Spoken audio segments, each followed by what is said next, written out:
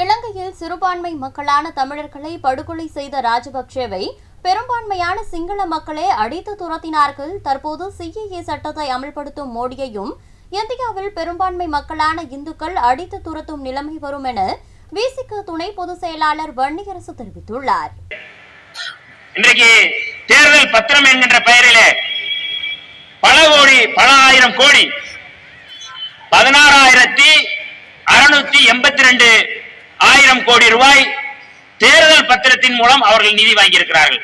யாரு? பாரதிய ஜனதா கட்சி.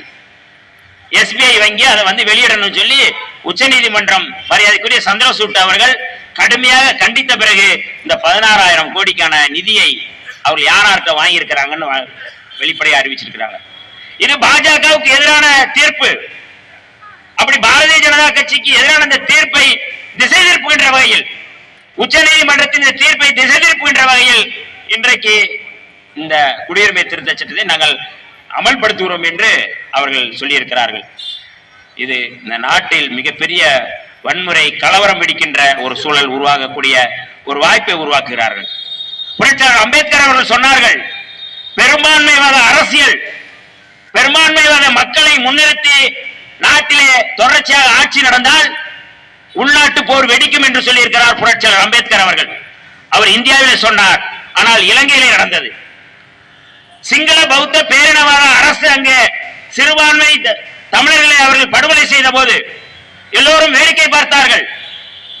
சிங்கள மக்களும் வேடிக்கை பார்த்தார்கள், பெரும்பான்மை சிங்கள மக்களும் வேடிக்கை பார்த்தார்கள். ஆனால் என்ன ஆனது? மிகப்பெரிய இனவாதி ஹிட்லர் என்று சொல்லக்கூடிய ராஜபக்சே அவர் விரட்டி அடிக்கப்பட்டார். அவருடைய அதிபர் மாளிகைக்குள்ளே சிங்கள மக்களை உள்ளே புகுந்தார்கள், அடித்து தாக்கினார்கள். பொருட்களெல்லாம் அவர்கள் கொள்ளையடித்தார்கள், எடுத்துட்டு போனார்கள். அவருடைய தம்பி சரத் பொன்சேகா, பசில் ராஜபக்சே எல்லோரும் இணைந்து வெளிநாட்டுக்கு ஓடினார்கள், தப்பினார்கள். எப்படி அது நடந்தது? சிறுபான்மை மக்களுக்கு எதிராக அந்த தேசம் சட்டப்படி அவர்கள் அதற்கான வேலைகளை செய்தார்கள். ஆகவே எல்லோரும் பெரும்பான்மை மக்களான சிங்கள மக்களே அந்த ஆட்சியை தூக்கி எறிந்தார்கள், அடித்து விரட்டினார்கள். அதே நிலைமைதான் நாளை இந்தியாவுக்கு வரும். பெரும்பான்மைவாத அரசியலை முன்னெடுக்கின்ற மோடிக்கும் நாளை ராஜபக்சேனுடைய நிலை வரும் என்பதை சுட்டிக்காட்டுவதற்காகத்தான் இந்த போராட்டத்தை நாங்கள் நடத்தி கொண்டிருக்கின்றோம்.